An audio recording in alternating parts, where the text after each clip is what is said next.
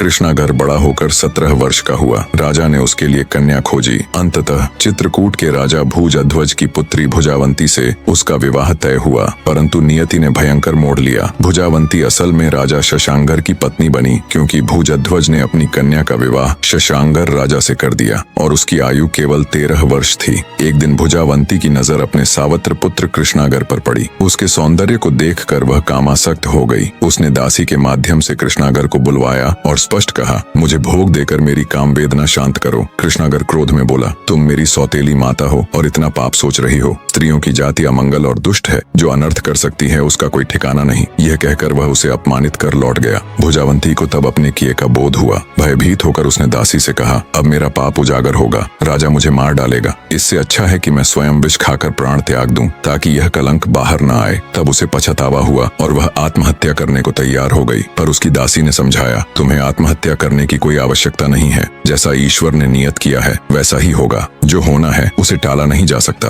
अब जो हुआ है उसकी चिंता छोड़ दो, जाकर आराम से सो जाओ। जब राजा शिकार से लौटकर तुम्हारे महल में आएंगे तब तुम उठना मत। राजा तुम्हें जगाएंगे और कारण पूछेंगे, तब तुम रोते हुए कह देना कि अब मैं जीना नहीं चाहती। अगर इज्जत चली जाए तो जीने का क्या लाभ। जब तुम इस तरह कहोगी तो राजा जरूर कारण पूछेंगे। तब तुम कह देना कि तुम्हारे बेटे कृष्णागर ने मेरे महल में आकर मुझ पर बलात्कार करने का प्रयास किया, लेकिन मैंने उसे स्वीकार नहीं किया। इसीलिए मैं यही सोच रही हूँ कि अगर तुम्हारे रहते ऐसा पाप हो सकता है तो मुझे अब जीने का कोई अधिकार नहीं है। दासी ने कहा, राजा यह सुनकर क्रोधित होंगे और तुरंत बेटे को मार डालेंगे। तब तुम निश्चिंत और सुखी रह सकती हो। जैसा निश्चय हुआ, रानी भुजावंती ने स्वर्ण मंच पर लेटकर भोजन, पानी और स्नान आदि सब छोड़ देने का बहाना किया। उसने अपने गहने भी उतार दिए। कुछ ही समय बाद शशांगर राजा शिकार से लौटा। हमेशा की तरह रानी स्वागत हेतु दीपारती करने नहीं आई तो राजा ने दासी से पूछा। दासी ने कहा कि रानी बहुत दुखी है और पलंग पर चुपचाप लेटी हुई है। राजा रानी के पास गया। रानी कुछ न कहकर जोर जोर से रोने लगी। राजा ने पूछा,